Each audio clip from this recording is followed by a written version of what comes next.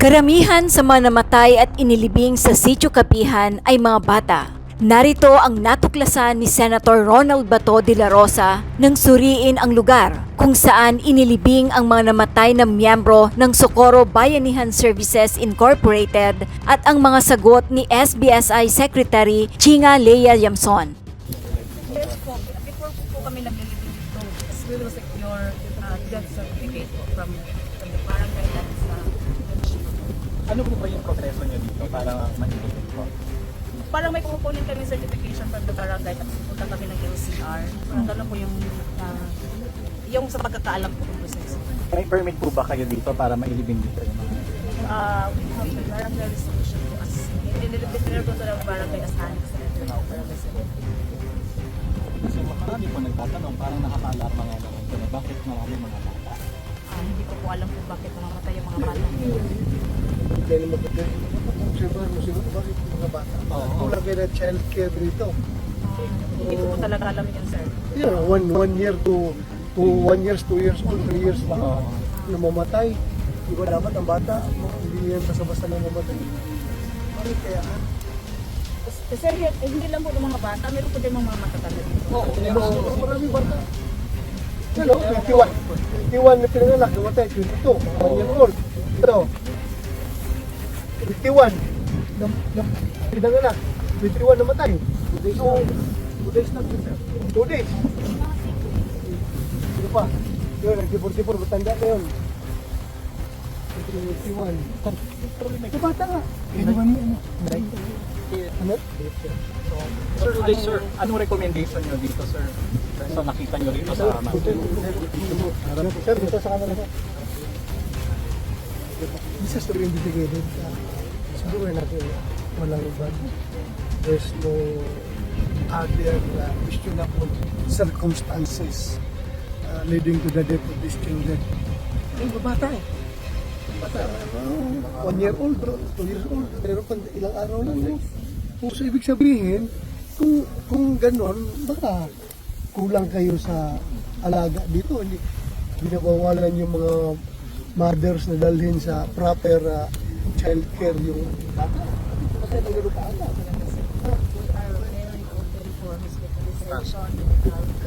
In fact, we have a medical assistance po sa extend ng ating organization. Tapos, pinapadala sila sa labas. Yes, sir. As far as Davao, Cebu City, Surigao, ano yung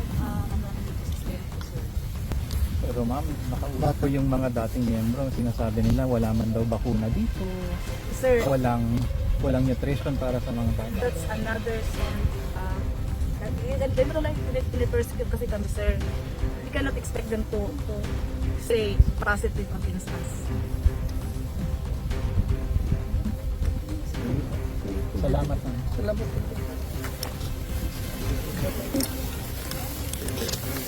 Yeah, 21 oh. Matay 21. Madami rin si Tapos oh, 21. same day. Hindi. May same day din po. Hindi kaya ito, asan yung si Kwan? Siksek. Hindi kaya ito sa yung training yun ng mga bata dyan ng mga minors. Kasi na hindi buntis sila tapos nabubugbog yung bata sa Hindi po totoo yun. kaka-training. No, Gusto sir. tagapanganak. Mga Yung cluster nga namin ito pag 21. we have the early clusters.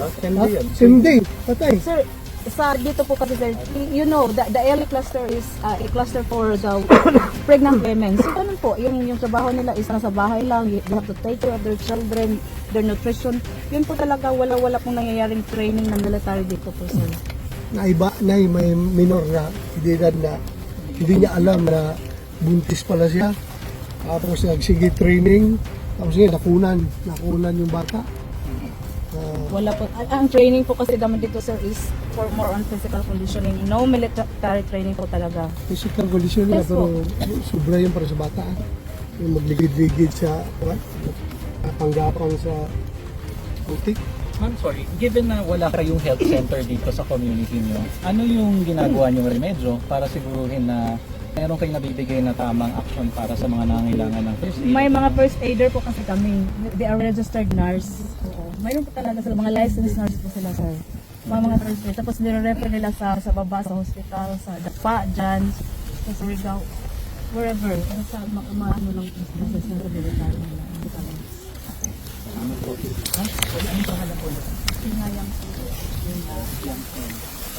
Pero yata or sign, hindi ko alam. Hindi ko, yan po ang alam ko, wala siya. Joke, nang-isla siya. Ikaw na nag-focus sa bata. Ikaw nagbubong That's my knowledge. Dito na nagilubong. Dito, ginubong.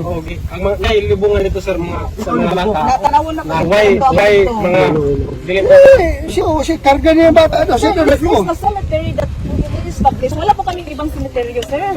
Nilipat nga daw. Bakit kami Saan nilibing? Saan doon nilibing? sa Pantano sa Jandil. malapit sa Pantano. Nilipat lang ito ngayon. Bago lang. Mali ang date. Mali ang date kasi namatay yung anak ko 2020. Tapos yung nanganak ng asawa ko December 14, 2020 namatay siya December 16, 2020. Kaya nilibing ko siya December. So hindi to cemetery, hindi to original Hindi, cemetery. hindi. Itong bago lang tumakros. Bago to po. Bago yun. Bago oh. Kailan lang ito ginawa? Kailan lang? Kailan nyo ginawa to? Ha? Kaya kailan ito ginawa? Bago lang. Sir, after po nung wala pa pong permit dito, wala pa pong permit, nalilibing na kami. Oo. Tapos, ang ginagamit talaga ng ilibingan, parang may option yung mga tao dito na ilibing. Kung gusto nila dito, ilibing. Pero, di nga, pwede pa din sa siring.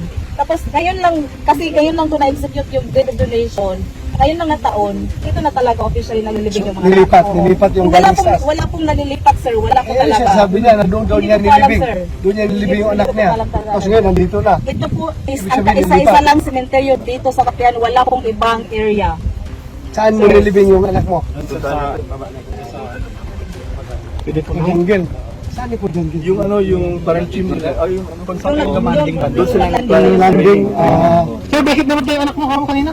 kasi yung anak ko sir siya pagpakanak siya Tapos gusto ko siyang kasi yung bata parang nakakain ng rubi sa sabi ko sa asawa ko punta natin sa bayan para sa hospital ng bata para mabuhay siya kasi tatlo na yung anak ko sir, dalawang babae, isa lang lalaki ko So bakit hindi yung dinala sa ospital? kasi pinabawalan sir.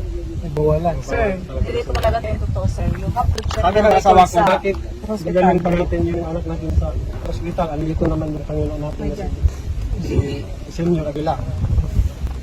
O kaya wala akong magawa kasi ayaw din ng asawa ko. Ano yung magawa mo, sir? Dahil sila talaga ang masusunod. bakit yung pilitin mong lumabas? Anong mangyayari sa inyo? May nakaharang doon dalawang gate, hindi ka magkalalabas. Basta-basta dahil may mga Aguila na Kahit kunwari agaw buhay na, bawal lumabas. Pero sa tingin mo, madala mo yung anak mo. Kung dito talaga yung cemetery, nadala mo ba sa ganyang daanan? Yung bata? Dito, kung ito yung sabi nilang cemetery, kaya dalhin yung bangkay dito sa dinaanan natin. Sa tingin mo, yung bata mo, yung anak mo, kung totoong dito daw, sabi na dito daw yung cemetery. hindi naman dito, sir. Kaya yun yung point. Yun yung point. Hindi, Kaya ano ba? Kasi mahirap na, di ba? Kahit ang tayo naglakad, walang dala. Mahirap ka mag-alakad. Doon lang talaga, sir. By the way, sir, yung last 2 days, the executive area. Okay.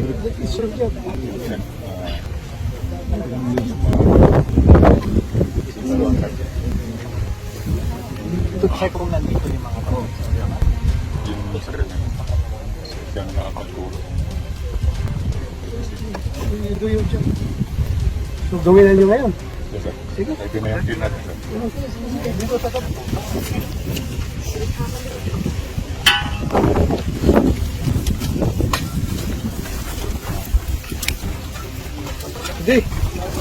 Hindi ay.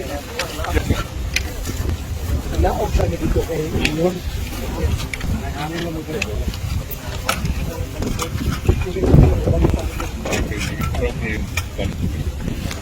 Yung sa pagkakaalam ko kung proseso. May permit po ba kayo dito para mailibing dito yung mga... We have the barangay resolution po as, dinilipitler po ito ng barangay as annex cemetery ng barangay 7. Kasi marami po nagtatanong, parang nakakaalam mga naman ko na bakit marami mga bata.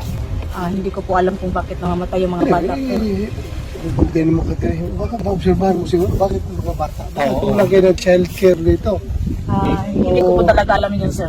Yeah, one year to 1 years, 2 years old, 3 years old. Oo. Namamatay. Di ba dapat ang bata, hindi yan basta-basta namamatay?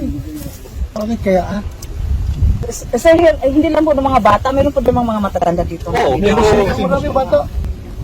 Yan, 21 na pinanganak, namatay, 22, 1 year old. Ito, 21 na pinanganak, 21 namatay. So, 2 days lang yun, sir. 2 days. Ito pa, yun, nagtipon-tipon, matanda na yun. 21. Ito, tama. 21 niya, ano? Ano?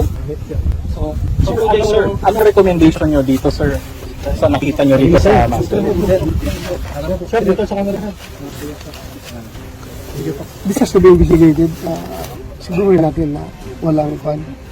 There's no other questionable circumstances leading to the death of these children. Ay, mga bata eh. Bata, 1 year old, 2 years old, meron pa ilang araw lang. So, ibig sabihin, kung ganun, baka kulang kayo sa alaga dito. Hindi, binabawalan yung mga mothers na dalhin sa proper child care yung bata. Bakit matay ng ganun kaaga? Talaga, sir. We are very open for hospitalization, medical. In fact, we have a medical assistance po sa ina-extend ng aming organization.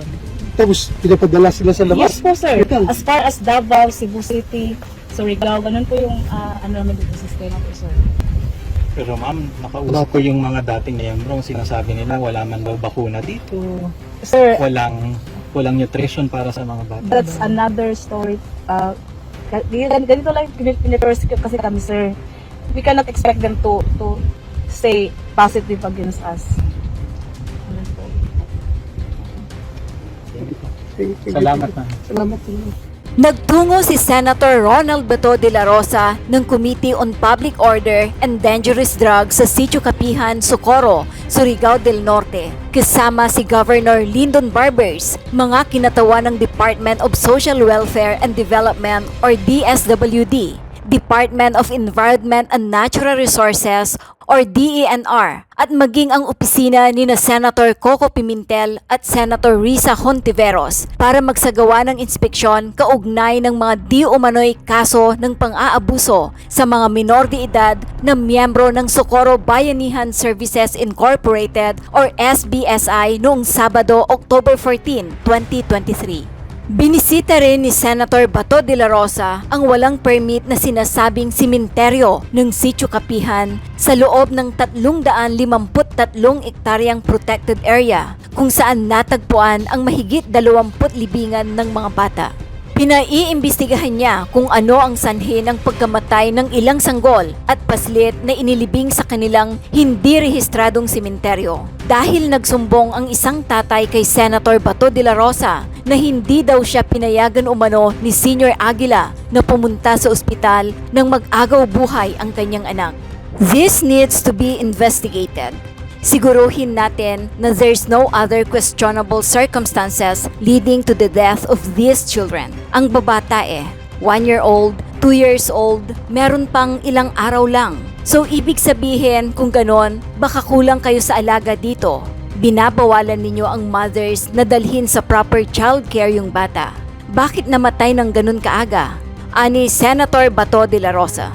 Nagkaroon din ng pagkakataon si Senator Bato na makaharap ang ilan sa mga di umano'y mag-asawang miyembro na karamihan ay hinihinalang ikinasal sila noong sila ay teenager pa lamang. Tila hindi naman kumbinsido si Senator Bato de la Rosa sa mga sagot ng mga miyembro ng SBSI na naninirahan doon. It's like they're hiding something, covering up something because their answers are uniform. You haven't asked yet. They already have a ready answer. You can see that they are prepared. Ani Senator Bato de la Rosa.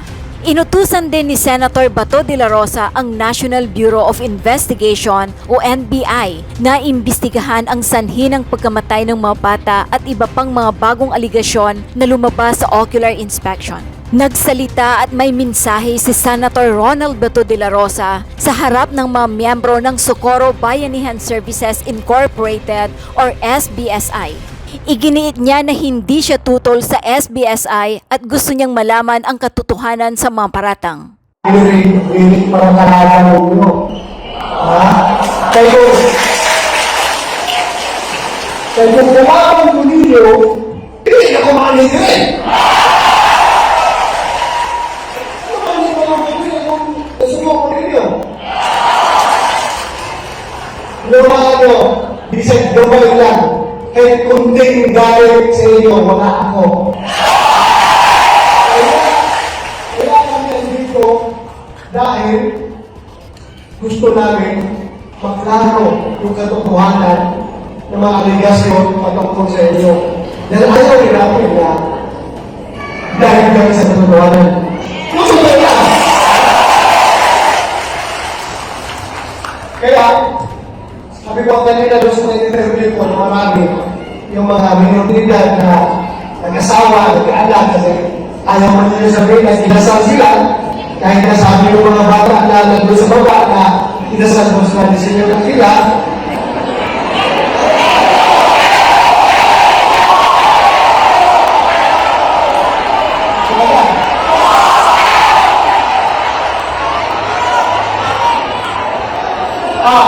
Isang makaisyo. Gano'n inyong mga anak o mga ismilan?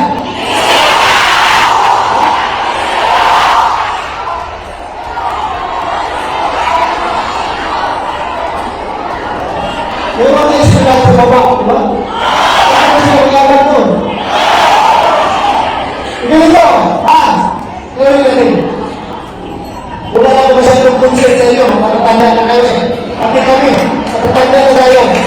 Basta yung pati mga bata talaga, maganda ang kabukaran. Mga anak ninyo, bantayan ninyo na hindi mag-asawa na maaga. Pasisigurado, hindi kinakasabi.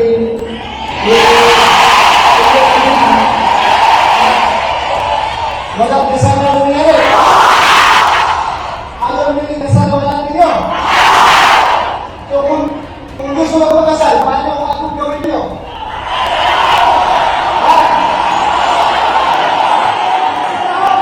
Iban! Iban! Ako mo! Doon yung magkasal na legal.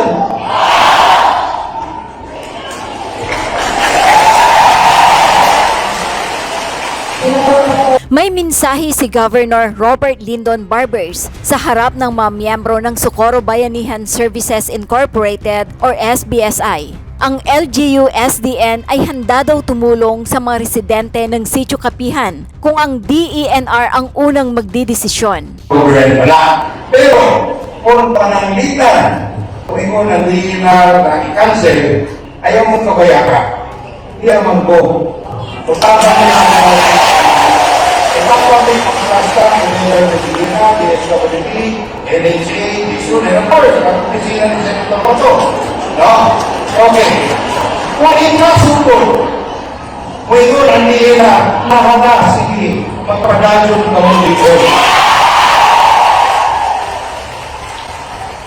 Pag-aarin ang gabo kung pananglitan ikaw, pananglitan ba? Magkakaso sa gamo. Kung may ipagkaso kayo niya, eskwelahan sa mga bata. Kung musugot ang DNR na, pagpadayon mo o musugot ang DNR, ang provincial government ang magtungkol ng ito. Ang may susugot ito.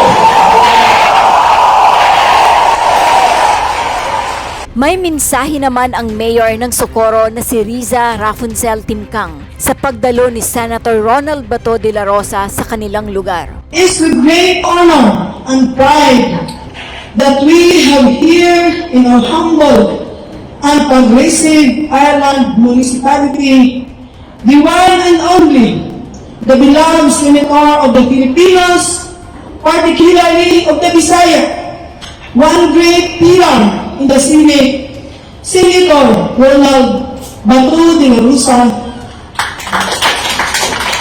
Thank you, Honorable Baco, for visiting Socorro, Bukas Grande Island, the island where people champion and match hospitality and realize the famous Sohoton Cove. It is with great pleasure and a warm heart that I stand before you today to extend a heartfelt welcome to each and every one of you. Your coming here is a testament to the sense of community and shared purpose that unites us, and we are truly elated to have you here in our island municipality. We are very delighted, especially the citizens of Socorro, that we have been given this privilege to be visited by various distinguished dignitaries, and hopefully we get to share with you the Socorronhans' brand of hospitality. Our municipality is pro-tourism and a tourism-centered community, and it is with optimism that our visitors get to enjoy the beautiful landscape, the scenic views that Socorro has to offer. Thank you for being here, for being part of this community, and for contributing to the collective journey we are on. In spite of the current controversies which we are faced with today, especially when the national issue of the Kapihan incident is of public knowledge. May we remain steadfast in our pursuit to better public service. May we continue to be resilient, and may we be able to create connections and beautiful moments that will continue to make Socorro and our country prosper. To our public servants, especially in the national sector, specifically Senator Ronald Bato and all involved agencies who are taking the time to be here, we acknowledge your profound efforts in extending your assistance in light of justice and public service. Thank you and welcome once again. Mag-subscribe at i-click ang notification bell para sa mga susunod na video updates. Maraming salamat po.